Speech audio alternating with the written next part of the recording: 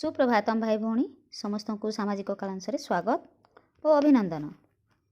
तो मैंने समस्ते गाँ बुलवाक किंबा रास्तार गला बेले विभिन्न प्रकार दृश्य देखिथिबो, जेमिति पहाड़, नई, झरणा, तुमर जंगल, एई भली विभिन्न प्रकारर दृश्य देखिथिबो नाई कि।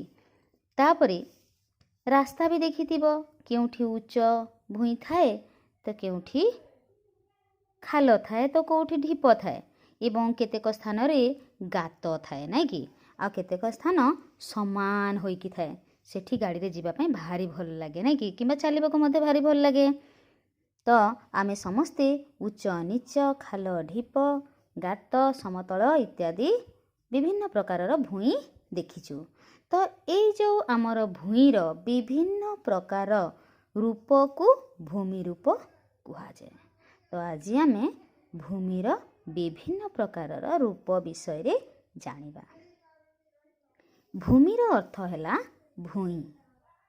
यहा देखिबाकू विभिन्न प्रकारर, जेमिति कि उच्च भूई, खाल, ढीप, गात, समतल इत्यादि। आमे समस्ते मानचित्र देखिथिबा।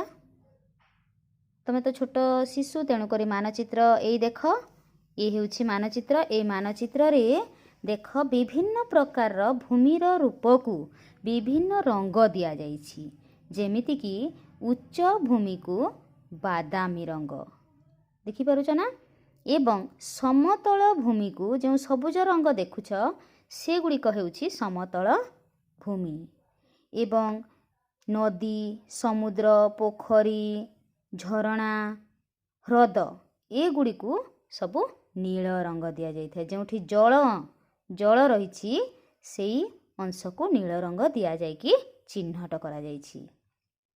एथिरु आमे मानचित्र रे भूमिर विभिन्न रूप को मध्य जानि पारिथाउ, जेमिति कि उच्च भूमि को बादामी रंग, समतल भूमि को सबुज रंग एवं नदी, समुद्र, ह्रद इत्यादि को नील रंग दे चिन्हट करा जाइछि।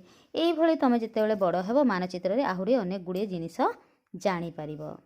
तो आज आमे भूमि रूप विषय रे केतेक कथा जानिले, ताको मने रखिबो समस्ते।